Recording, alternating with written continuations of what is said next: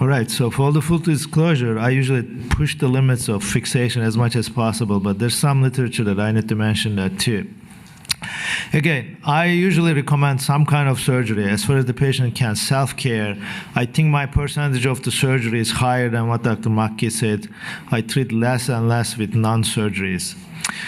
So, how I decide? I think it's the fracture pattern that decides.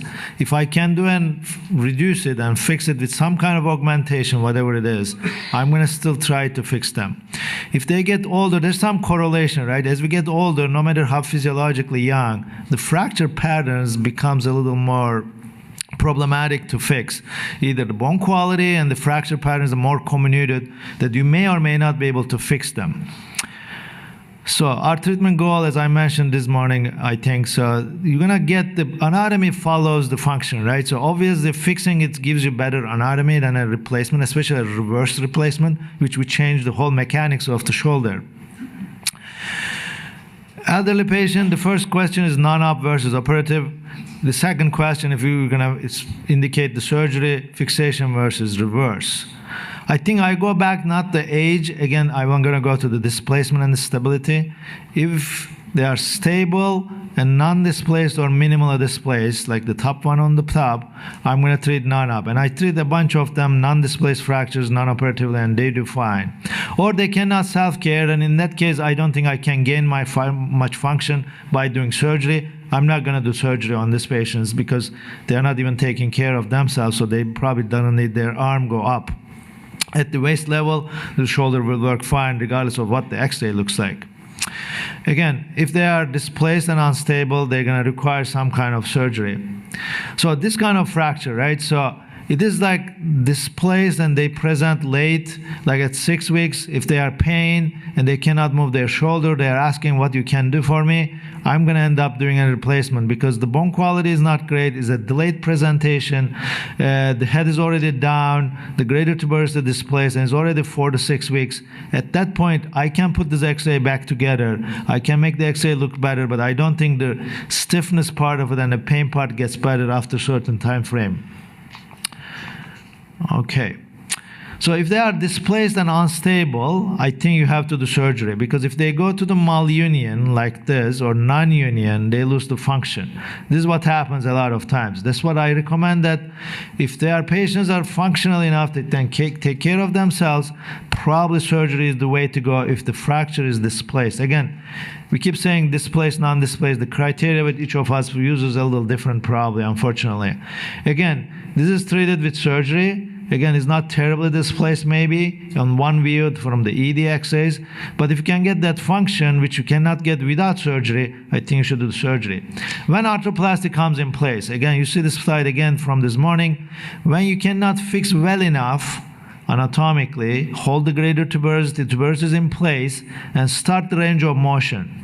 One thing that I tell every patient, that once they have a proximal humerus fracture, no matter what you do, how you treat them, the shoulder is probably not going to be the same, especially they're going to be some kind of level of loss of range of motion.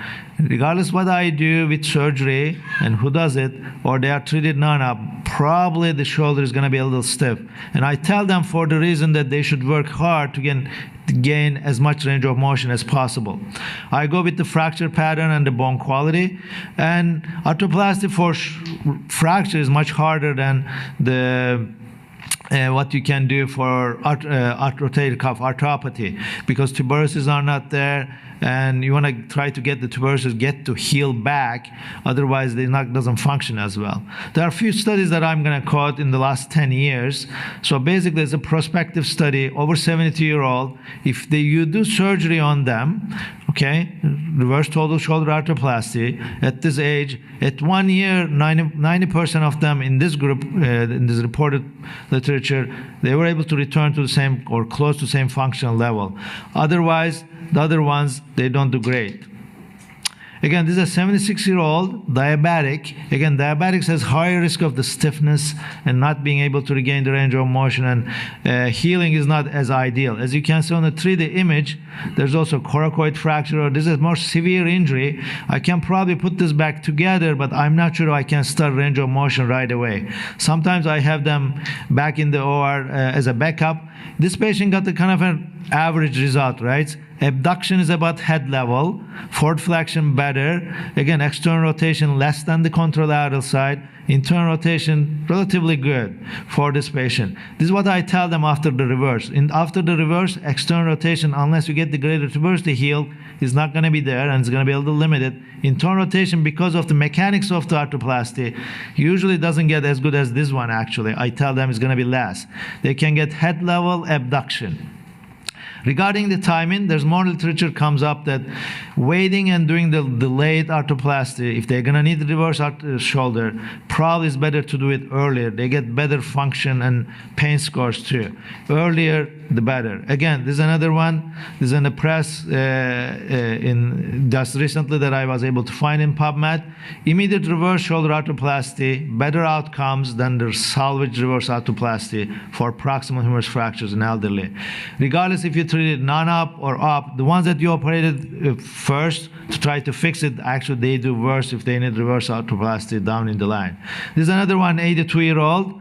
Again, the key part is like, I don't think I can put this head together. It's like even less than an anatomic head part. They're like head split. There's a real head split. Probably not a good idea in an 82-year-old to put this together because the risk of the AVN and loss of reduction is going to be high. I ended up doing reverse. This patient kind of a perfect example that you want to show for reverses. And again, I mentioned earlier, most of them, what I tell them pre-op, they're going to get about head level abduction, not this much. This patient get like a perfect result somehow. I cannot predict which one is going to get there. I tell them they should work hard. They can get better range of motion, but it would be great if you can get reliably this kind of range of motion. Repair of the tuberoses, I told this twice, now I'm going to tell you a third time, because some sports surgeons don't fix the tuberoses after the reverses. Some patients do well, but again, if you repair the tuberoses, they get better external rotation and abduction. I think there's more literature that comes up in the last few years that shows that too. Repair of the tuberoses is critical, range of motion and function better. And also risk of dislocation after a fracture of the reverse is also much less because you are kind of there's a contraption around the shoulder if you repair the tuberosities. Again, I will treat them, most of them, with surgery if they can take care of themselves. I will do reverse if the tuberosity is not repairable or is a fracture dislocation. If they are over 65 with some comorbidities, or they are over 75. Again, age is not the number, as Dr. Rosenwasser is telling me, but by that age, the bone quality gets less and the fracture patterns gets more comminuted. Thank you.